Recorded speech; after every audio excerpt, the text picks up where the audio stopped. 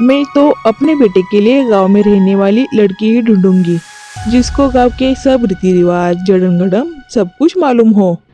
अरे कला, तूने तो कह दिया, किंतु तेरा बेटा मानेगा तब ना।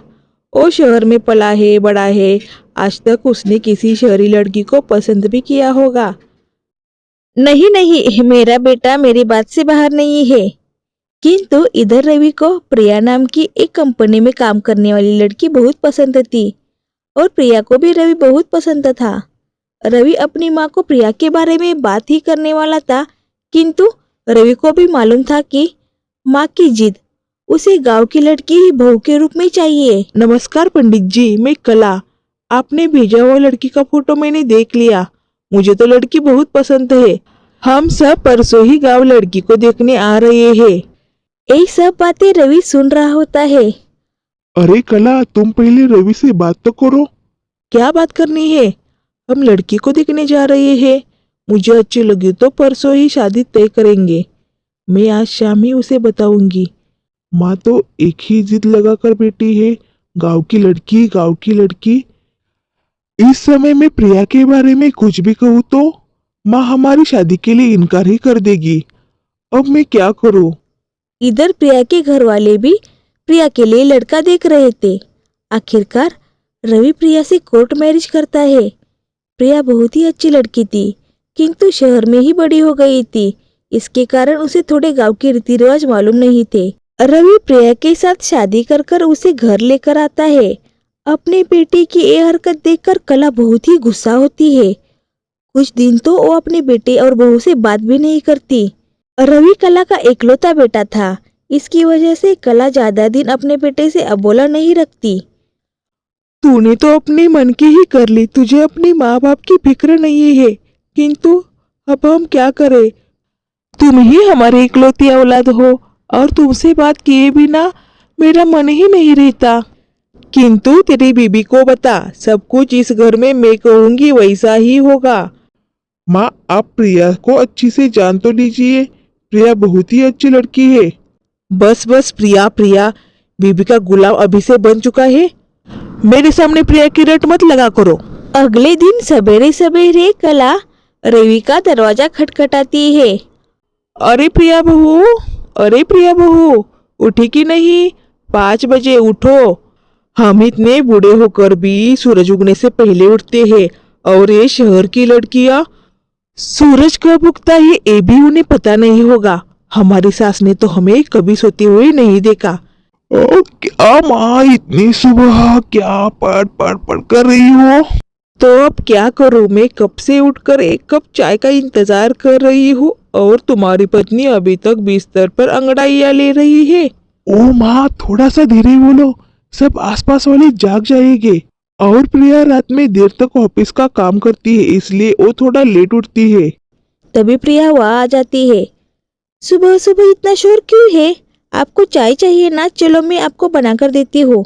वो दोनों किचन में जाती है। देखो बहू, रवि के सामने मैंने तुमसे कुछ कहा नहीं, किंतु तुम पहले जाके नहा के आओ, फिर मेरे लिए चाय बनाओ। मुझे मेरी रसोई में बिना नहाए हुए आना बिल्कुल भी पसंद नहीं है। ये तुम बातें अच्छे से ध्यान में रखना। पर माँ जी, अभी तो 5:30 बजे है और बाहर ठंड भी कितनी ही, देखो ना। तो क्या हुआ, मैं भी तो नहा के धो के आई हूँ यहाँ। ठंड क्या तुम्हें अकेले को ही लगती है क्या? हमारे गांव में तो औरतें 4 बजे उठकर नदी से पानी लाकर नहाती है। तुम शहरी लड़कियों को सब कुछ बना बनाई मिलता है ना, इसलिए तुम शहरी लड़कियों के बहुत से नखरे होते हैं।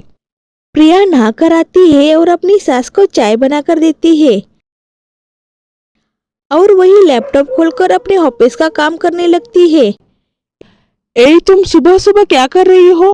ओ माँ जी, थोड़ा मेरा ऑफिस का वर्क का पेंडिंग था, इसलिए मैं वो पूरा कर रही हूँ।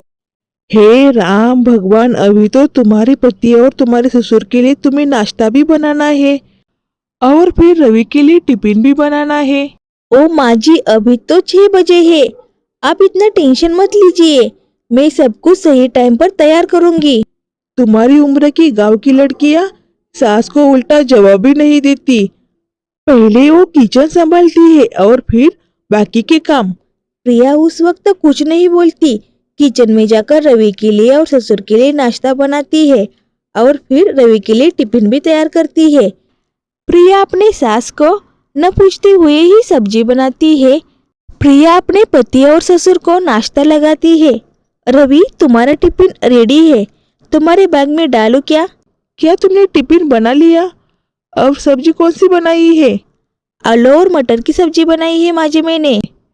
तुमको किसने बताया कि आज आलू मटर की सब्जी बनानी है? ओ माँ जी, मुझे घर में आलू मटर दिखे और मुझे लगा कि शायद सबको आलू मटर पसंद होगी, इसलिए मैंने आलू मटर की सब्जी बनाई है। आगे से कुछ भी बनाना हो तो मुझे पहले पूछा करो। इस तरह अब छोटे मोटे चीजों पर दोनों सास बहुओं में नोकझोंक होती ही रहती थी। कला हमेशा प्रिया को उसके शहरी होने के बारे में ताने मारती थी और साथ में हमेशा गांव के लोगों की और शहर के लोगों की कंपैरिजन भी करती थी।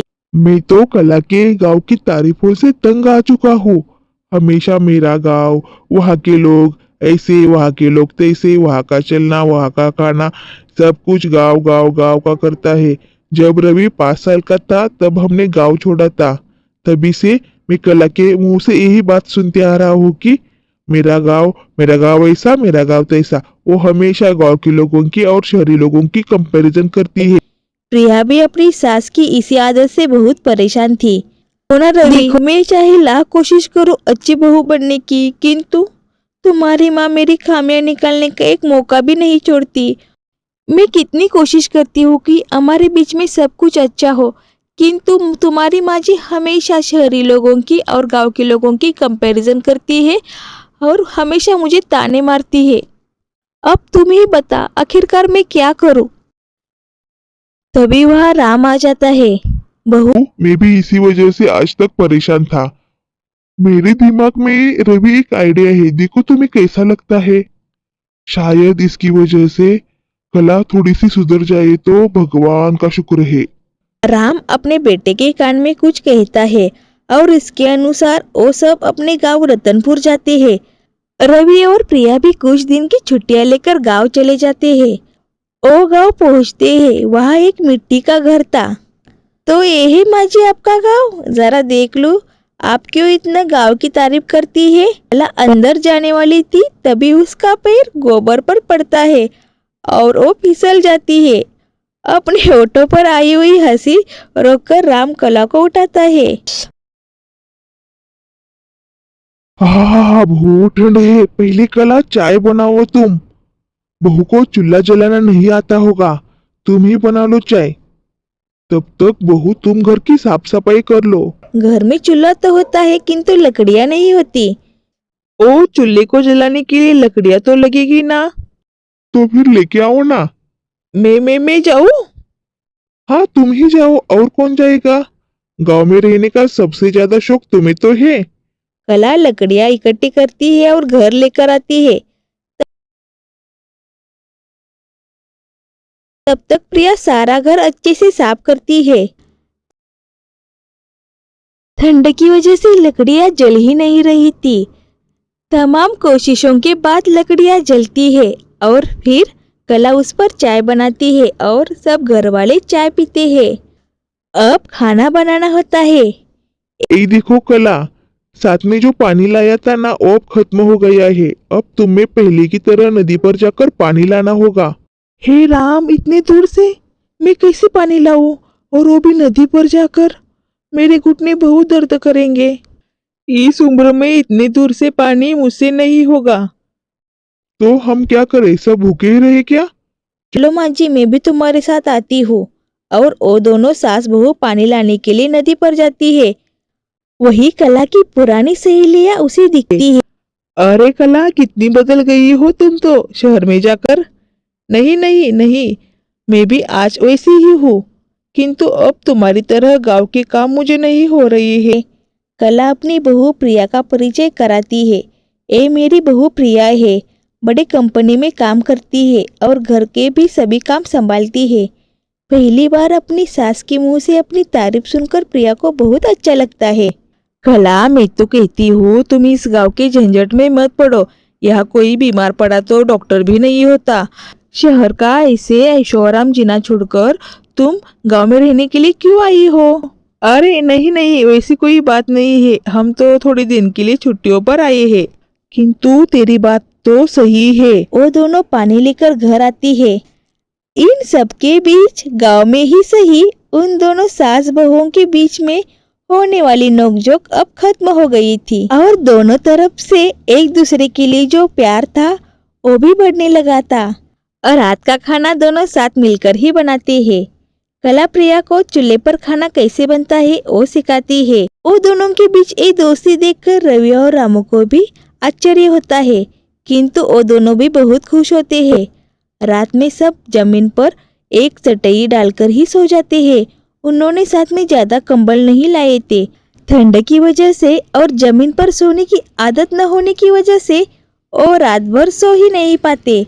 वो चारों वैसे ही जगते रहते हैं। अगले दिन सुबह कला सारा सामान पैक करती है। माँ, आज कहीं जाना है क्या? हाँ, हमारे गांव शहर जाना है। मुझे मेरी गलती का एहसास हो गया है। रात भर मेरे घुटने और कमर बहुत दर्द कर रही थी और यहाँ आसपास कोई डॉक्टर भी नहीं है। कुछ भी कहो, अब मेरे इस बुढ़ापे में मेरे लिए शहर ही अच्छा है।